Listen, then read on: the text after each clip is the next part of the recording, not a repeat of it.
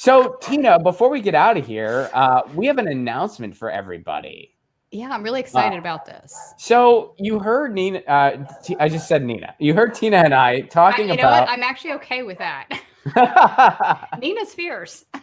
She is. You've heard Tina and I talking about how markets can't exist without capitalism. That is a lie. That is not just an interpretation. That's a straight up lie. Like, that's just bullshit. Like, it's like saying, it's like saying chocolate can't exist without face wipes. No, not even sugar, because at least sugar, there's some kind of point of connection. There's not even a connection here. Chocolate can't exist without microphones.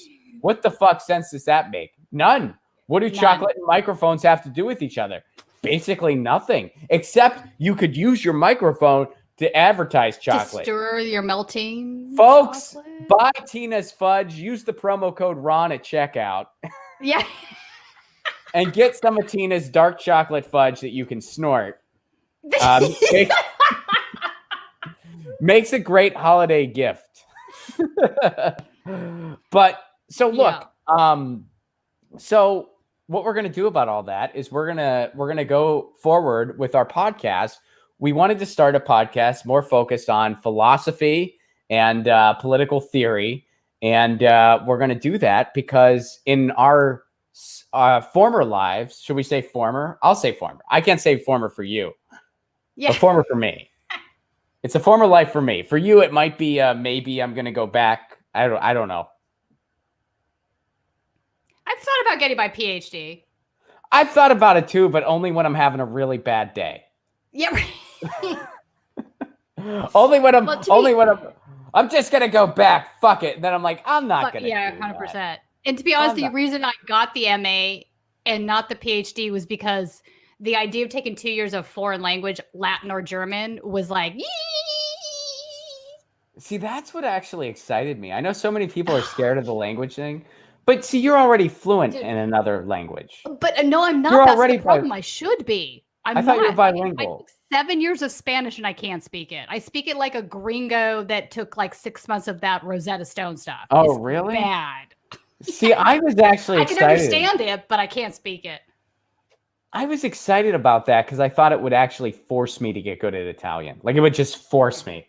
And I felt like I needed, because I mean, I've tried, and now, hey, I live in Little Italy now. So I speak it at my farmer's market with one of my vendors. So I know how to order carrots and a lot of words that I forget. I ask her, and she's fluent. So she'll know all the words, and she's given me some books to listen to and stuff.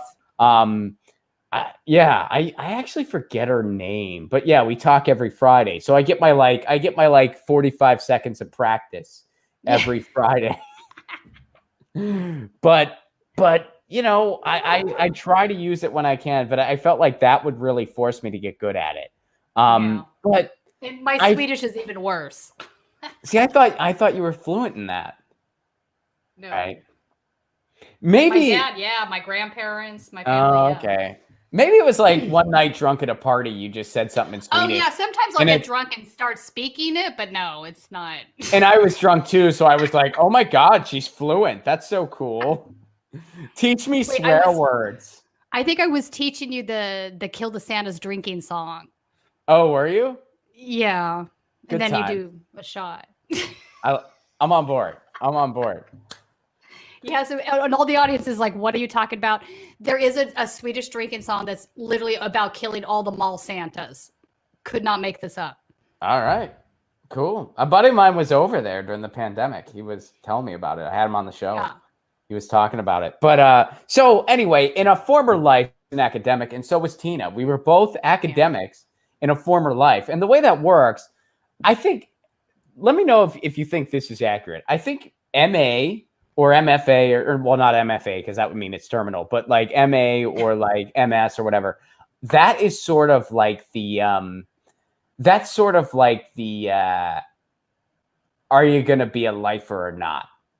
That's sort of the test where it's like, are you gonna join the club or not? And then some people, they do it and they're like, I'm joining the club. Other people are like, I'm not joining the club.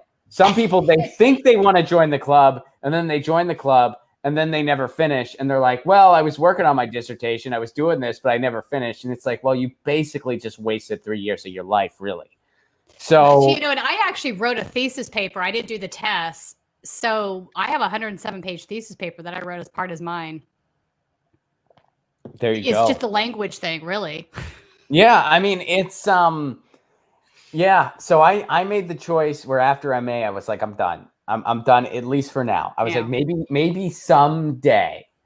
And I suppose that someday might still be out there. I doubt it.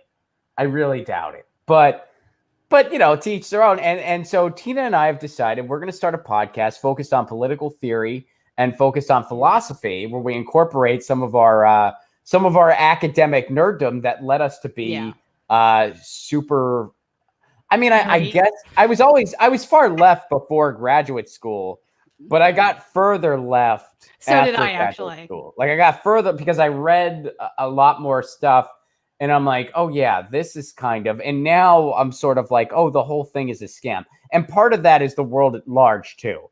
I feel like in 2016, all of my worst suspicions about the Democratic Party were proven correct.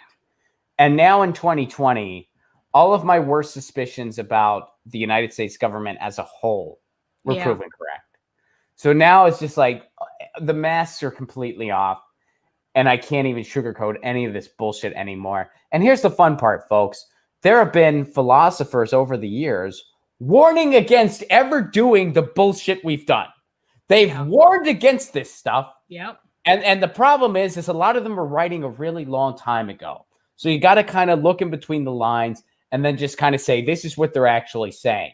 But a lot of academics, they don't like to do that. What they like to do is they like to speak in an even more flowery and grandiose manner, so that no one knows what the fuck they're talking about. Yes, they're like, I want to talk in a way so that no one knows what the fuck I'm talking about, but the words sound nice. But honestly, and I think some of those pub guys, they don't even know what they're saying. They're just stringing together words. They're just stringing together words, and or it's like if you come up with something that is like out of the box and contrarian, you get a gold star, even if what you said is just completely ridiculous and has no, like, well, hear me out. What if, in fact, a table is actually a paradigm of a metaphor of a simile? And it's like, what the fuck are you on? Like, whatever it is, give me some of those drugs. And it's like, Alice O'Kell's book, the Fashionable Nonsense, is still one of my favorites for that reason. It calling out this stuff. I don't know if you've ever read that one. Well, you know what? I'll never forget this moment because, like, when I was first in graduate school, I kind of like, I don't want to say I like completely drank the Kool-Aid, but I really enjoyed it for a while. And I did enjoy graduate school. Like, don't get me wrong. Yeah, I don't only have negative things to say about the academy. I have a lot of positive things to say too. I just, kind of sniffed out a lot of the bullshit as well, but, and so did you, but like, when I was first really into it, I had a media theorist named Robert McChesney on my show, who's still one of my favorite media theorists to this day. And he's also very good at just being very blunt. And I asked him, and keep in mind, I'm like a first-year graduate student, so excited. And I go, do you think that it's a bad thing that a lot of the academic theory that's out there isn't just more accessible and read by more people? And he just goes, honestly, I don't, because, most of academia is just so freaking boring and pointless. I'm really glad that the rest of the world is sheltered from it. That's hilarious. And at first I was like I felt bad. Like I was like, aw, but then I was just like, no, he's right. He's absolutely right. He's so right. But I think I was fortunate because, so my time at UC Irvine, they actually have two separate philosophy departments. They have one, the regular philosophy department, and they have a second one called LPS, which is Logic, Philosophy of Science. And obviously there's so many kinds of philosophy out there, right? So I did the LPS track, and what was interesting for me, or it still is actually, is when people like ask me about some religious philosopher or somebody else, and I'm like, I have no idea. I didn't study that stuff. You know what I'm saying? So I think it depends on what school you go to too. Because Oh, a lot big of them that time. are focused on like postmodernism or religious stuff are just like, Yeah, well, I mean, you got to avoid that stuff you got to avoid that stuff. if that's not your Exactly. lane, and you got to avoid it to the best of your Definitely not my ability. lane. I mean, I did. It's not my lane either. I mean, I went to Duquesne University for my master's, Right. and you know, we did have to read some Augustine, and Okay. Yeah. it was the most useless stuff I've ever. Not well, that's a bit harsh, but it was very. I don't know if It it's too was harsh. very I mean, it was incredibly uninspired. I was yeah. like, what's the point in studying this? What do you gain from this? A lot of the theories were just, and I don't remember the specifics. I just remember being like, they're taking a lot of time to say nothing. And people value that, but it's like, no, the type of philosophy you should value is that every sentence you're screaming Means at the top of something. your fucking lungs, or Yeah. or cheering, you know, or a little bit of both. You know, you read somebody like a David Graeber, Or clarifying just a really important theory of some sort. right? And you read a Yeah. David Graeber, Like, you read I'm a about fan of who? Karl Popper. We should do an episode on him. Yes. So Tina and I are going to do a philosophy, political theory style podcast. We're thinking of calling it Academy Refugees. We're not. We got to make sure no one else is using that name, and we're going to bat it around. That may or may not be the official name, but that's the name we're batting around right now. We're gonna live stream it, so we're gonna double post it. It'll be on my YouTube and Rockfin. It'll be on Tina's Rockfin. And do you have a YouTube or no? I have the District 34 YouTube, but that's where I focus with a couple other journalists. We work together, and it's a focus on Los Angeles and California politics. So it's newsy stuff, not my show. Okay, but my main thing is the podcast. And that's on iHeartRadio, Stitcher, Apple iTunes, all the usual platforms. And this is going to be available as a podcast too. So it's going to be available as a podcast, but we're also going to live stream it. So you'll be able to catch it in the video form online. And it'll be cross-posted on all of our individual channels, but it's also going to be its own podcast. So it's going to be its own podcast. So if you want to keep track of our philosophy, political theory stuff, it's going to be its own podcast. That's coming in 2021. And once we officially finalize the name, of course, we'll announce it. And we already have a couple episodes that we're thinking about. This is the one I'm really excited about. Well, I'm excited about all of them, but this is going to be a fun one because I'm in love with the title. We're going to do an episode about Ayn Rand, and we're going to call it Meh. We're going to call it Meh Rand. I am so looking forward to shredding her. Oh, it's going to be so fun. I just don't understand how anyone takes her seriously as a philosopher. She's a novelist, and she's good novelist, fiction, fine. But her philosophy is shit. It's insane. You never had any colleagues that put her on a pedestal in graduate school? Well, what? You never had any colleagues that put Ayn Rand on a pedestal in graduate school? Never. Oh, you're lucky. I'm not as lucky. I did. Like we skewered the shit out of her. Are you kidding me? Who argues that altruism is evil? Like, what the fuck are you smoking? I think the problem was she wasn't smoking. I think that was the problem. The problem was she wasn't smoking anything. She is it's like that old Bill Hicks bit. It's like, I think pot should be mandatory. Right. There are some people who really prove pot should be mandatory. She was one of them. She's one of them. 100%. Yeah. But you know what's really weird to me, Ron? Most of the people I come across that defend her are also religious people, which I can't understand. That makes it even bizarre to me because Jesus Christ would never say altruism is immoral. Like, that just doesn't, no. How can you worship Jesus Christ and think Ayn Rand's right? Well, I mean, it's the same as like the religious right. I mean, it's the same as like that thing. I mean, that's all connected. Yeah. Like the evangelical religious right. I mean, it's just an offshoot of that. It's basically like it's basically just like a kind of like sect of evangelicalism, but you want to just be more academic about it. So you're leaning on Ayn Rand. I agree with you. Now that's a question to look into too. Are we going to do an episode on Jesus Christ? Who can I piss off with that one? Oh, we will piss off a lot of people with that one because I don't know if he actually existed, and I think when you really so full disclosure, I'm an atheist. oh, so am I. Well, actually, Okay. so this is fun. This is what we're gonna dive into on this show. I But just lost you again. oh, you did? Am I back? Yeah. Oh, Yeah, I'm you're back. That's weird. Okay, that's but maybe that's God being like, oh, you don't believe in me? Yeah. Good luck here and your friend, motherfucker. I was thinking it was Spectrum being shitty internet, but maybe you're right. And I'm like, it's like Pascal's Wager. Do you remember that one? It's Spectrum being like, it's the holidays. Stop it. Stop it. It's the holidays. But no, so and this is the type of stuff we're going to dive into on this forthcoming podcast. I always say I'm either an atheist or an agnostic, depending on how you define those terms. Because the way some people define atheist, I'm totally an atheist.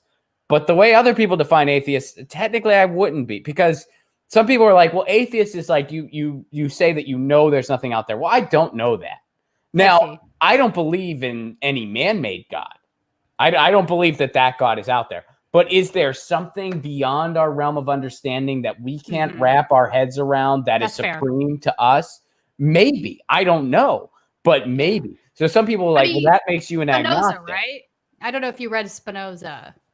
I did. So that's probably where I'm getting this from. I mean, it was a long time ago, so I don't remember. I mean, so when Einstein references God, he's referencing Spinoza. He said that in the past. Spinoza basically is making the argument that God is in all of us. We're all in God. It's more of a materialistic thing. Like this life force that's in all of us is in plants, it's in animals, it's in us. It never dies. It just gets recirculated through more life forms. I mean, more or less, that's what he's saying. And that makes sense to me. But I think a lot of Christians would say that's blasphemy.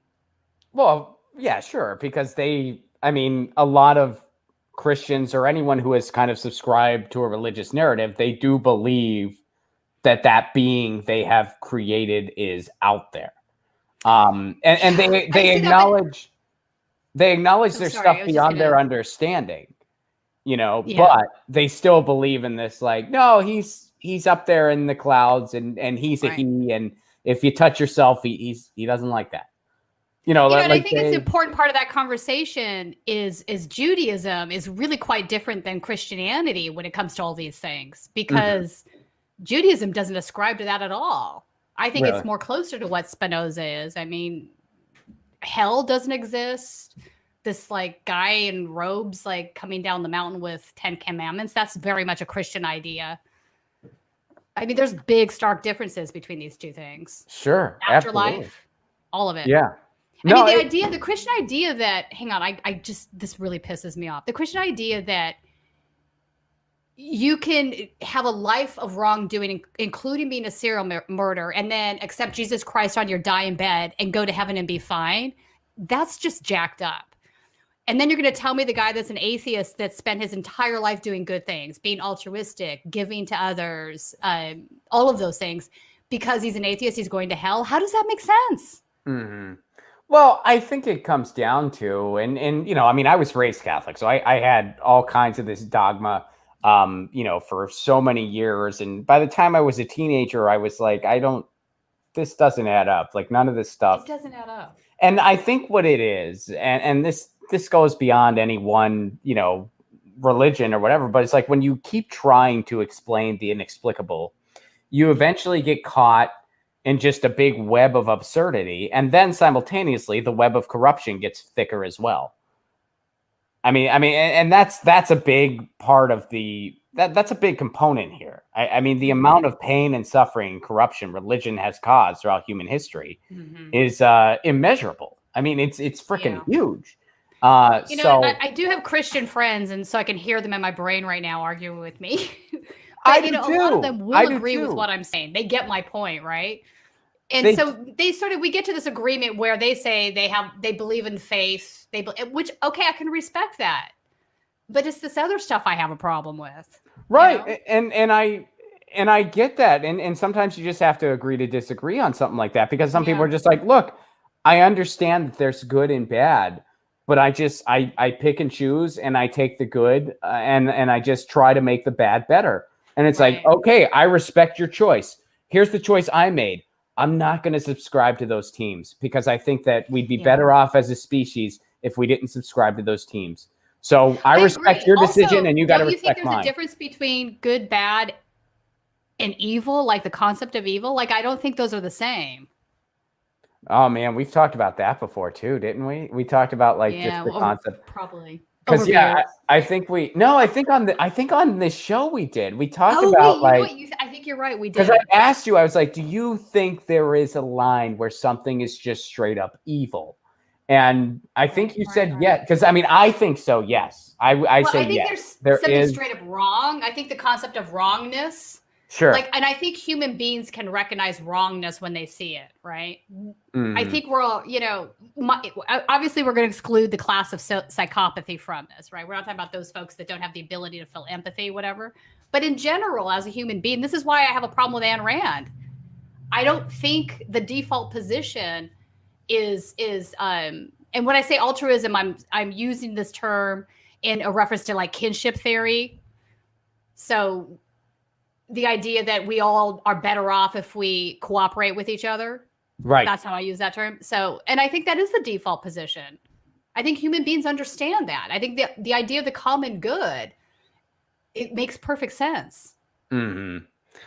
I'm with you. Yeah, I'm with you. And, but yeah, it's something to behold. So I'm looking forward to that Ayn Rand episode. And then we have to have another episode where it's just two atheists try to answer, is there a God? Because oh my God, I'm here for that. Well, because it's Whitehead that wrote the book on why he's not a Christian. I can't remember if it was a Whitehead. I don't know. I just, it's interesting to me because then it's like, other people, they define atheist as just someone, they just take the term and they just like deconstruct it, where it's like atheist, God without. Well, what do we know is God? All these man-created ideas. So if you don't subscribe to any of those, you're an atheist. And by that definition, I'm an atheist. Yeah, I see what you're saying. And I hear what you're saying. That makes sense to me. Did you ever hear? Because they have a much more narrow definition of what that means. So yeah. So it depends on how you frame it. If atheist 100%. Is someone who says there's no way anything's out there, and I know there's nothing out there. Well, that's not me because I don't know that. Right. And I think something could be out there. Is that something, these man-made God? No, I don't believe that any of that exists. Right. But there could be something completely beyond our realm that that's out there. So if that's what you consider an atheist, I guess technically I'd be an agnostic. But if you think if atheists, I know what you're saying. I agree with those two things. That's about right. I think we're on the same page. Yeah. So I don't know. It's interesting though. I mean, it's fun to talk about. They're just very, very interesting concepts. Did you ever hear Ricky Gervais and Stephen Colbert debating like just the existence of God? No. How did I miss that? You got to watch it on YouTube because, Stephen Colbert is like, oh, I teach Sunday school and blah, blah, blah. And Stephen Colbert. So Does he really? Oh, yeah. Oh, yeah. Stephen Colbert is hardcore Catholic. He teaches Sunday school. Yeah. Okay. Yeah. And he's become the character who used to. Yeah. He became who he used to satirize. But that's a different story for a different day. But he's all like ready to his gills. Like he has his talking points ready because he's like, I'm gonna put down this atheist. And Ricky Gervais is just like not really giving a shit. And Ricky Gervais just shreds him. Ricky Gervais just not even trying. Just completely, and even Stephen Colbert was like, well, that's true. And Ricky Gervais was just like, Stephen, you believe in one God. And he goes, yeah. And he goes, okay, there's over 3,000 gods. You don't believe in like over 2,999 gods. You don't believe in any of them. You believe in one. He's like, I believe in one less God than you do. One. Out of thousands. I believe in one less than you do. And you're saying the truth out of all the thousands. And then he goes, awesome.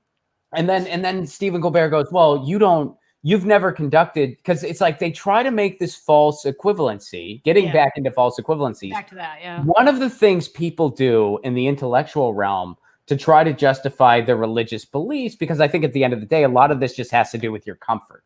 You take comfort in your belief. You take comfort in your church, which really you're just taking comfort in your community, and you're mistaking that comfort and community with a religious narrative. That's what I think it comes down to. That's why that makes sense to me. That's why we're less religious than our parents were. That's why, because society has progressed a little more and they associate religious narratives with community. We don't. So we're less religious. Like, that's all it comes down to. So I think that, like, the way they use the way they do the mental gymnastics in their head is they're like, well, you know, you've never actually conducted all these experiments in science that you believe to be true. You just kind of take it to be true. So they're already making a false equivalency between something that is rooted in faith and something that is rooted in evidence. Religion is rooted in faith. Science is rooted in evidence. They're trying to, they're trying to cross-pollinate the two, saying, well, you have a certain amount of faith in science. And it's like, no, I just acknowledge the scientific method. I acknowledge the process. I acknowledge the body of work, and I evolve with it. There is no faith necessary there. There is no belief necessary there, unless you straight up don't believe that the human beings involved are real, which then you're detached from reality. I'm sorry. But so they make that false equivalency where it's like, no, you can't compare a pseudoscience to a science. It's impossible. I know a lot of people don't like to hear this, but by definition, religion is a pseudoscience. You can't prove it or disprove it. It's just people don't like it when you say it. People, I agree, but people don't like it when you say that. We probably lost some we lost some viewers on the stream right now for saying that, but it's the truth. So, well, here's the other thing. If you believe in you're Catholic and you believe in God, and I'm thinking about the scientist that helped decode the human genome. He's Catholic. He had this article that came out that made perfect sense to me, where he was saying, look, I believe in God, and I don't see that there's a problem with me also being a scientist, because I think the methods of God's creation are science. So he was arguing that evolution, which is validated by science, isn't mutually exclusive to believing in God, and that evolution was God's method of creation. That makes sense to me. If you're going to argue that position, I'm going to be like, okay. But these guys that are saying dinosaurs existed at the same time as Adam and Eve and this hogwash, I'm like, yeah, I mean that's absolutely ridiculous. And one of my closest friends, to the point where sometimes I just text him and I say, are we going to be okay or are we fucked? Because he's a marine biologist and he's one of the smartest people I know. He has religious beliefs, and he's just like, my work has nothing to do with my faith. They are completely separate. My work is based in evidence. My faith is based in my personal faith that I don't infringe on anybody else. And he goes, and I do not see the two as conflicting at all, because my faith is my faith, and I can still believe in a God. And I believe that my work is uncovering all the mysteries that God left. Right. And he completely, I'm fine with that. His personal religious views are his business, and he doesn't let it infringe on his work at all. And that's totally fine. That is totally fine. Now, if he, had a religious narrative and then was just like, oh, I think dinosaurs and humans were around 6,000 years ago because of the way I'm interpreting this passage in a Bible, then that's a lot different. And it's like, okay, that's compromising your ability to be a scientist, buddy. It's crazy. I mean, so on the way out to Palm Springs, there's these two giant dinosaurs, right, that have existed there. They're like part of pop culture. And by giant, I mean, they're like, what, 50 feet, 100 feet tall? You know what I'm talking about, right, Ron? In Palm Springs? Driving out on the 10. Yeah, headed towards Palm Springs. Oh, yeah. Where there's the casino there. Yeah, I've seen that. Yeah, I've seen that. All right, so somebody bought that. It used to be, I think, a gas station or something. I'm not sure. But somebody bought that and turned it into a creationist museum. No shit. There's one in California now? Yes. Oh, I wish you didn't tell me that, because okay, I went. Oh, you couldn't see. I went for the laugh, and it's like, wow. Oh man, see, I really want to go, but it's like I have that moral dilemma of I really want to go, but if I do, I'm giving these people money. Right, You know? right. And I get it, but it's like like because I used to live in Nashville, so I was kind of close to like the Kentucky, like the big, Yeah, because that's like the big one that's like there. the big Yeah. creationist museum, like that's where it all is. And like everyone would have that conflict where they're like, I want to go so bad, but I do not want to give these people like, money. what are these people thinking? Because I mean, so many of their sales are just curiosity. So like one of the things they did, Ron, is they added babies hanging off the dinosaur. Like, so there's like toddlers, like because they existed at the same time. They couldn't have at least made it an adult so it doesn't seem as dangerous. They had to make it a baby. No, I know, because you're like, yes, T-Rex is going to eat the baby. Are you people crazy? Like, they're like, it's sheer comedy. You need to go. Even T-Rex is pro-life. Even T-Rex wouldn't hurt this baby, and T-Rex is a carnivore. What is wrong with you heathens? It's crazy. It's crazy. Oh, I don't know who financed this, but it's crazy. Probably the same group. What was his name? Probably. Like Ham or whatever. Isn't that the guy's name? Ham? Ken Ham? Yeah. Oh, yeah, okay. And you know what's funny? Every time that guy enters a debate, he knows how to set himself up for victory, because what he does is he'll only debate on his terms, and then he sets up the terms. He sets up the parameter of terms. So he goes, they're dictating what science is, and this is not science. They're dictating what history is, and this is not history. So he completely reinterprets the terms. So basically, in the rules of debate, what he does is he sets up the chess game and then sets up all of his pieces to make every move he wants them to make. And then he still loses. He still loses. Yeah, Bill Nye. Because Bill Nye is freaking smarter than him. Yeah. So he's still and a lot of people don't realize he did everything. Bill Nye's playing 4-dimensional chess. Yeah, Bill Nye was just like, yeah, you totally rigged this board, but fuck you. I'm still going to play with what I got and beat you anyway. And that's what he did. Get your news on with Ron. Don't you want to know what's going on? We're getting our news on today. Get your news on with Ron. Don't you want to know what's going on? We're getting our news on today. You can tweet me an article at Ron Placone. We'll go through it together and make it our own. Get your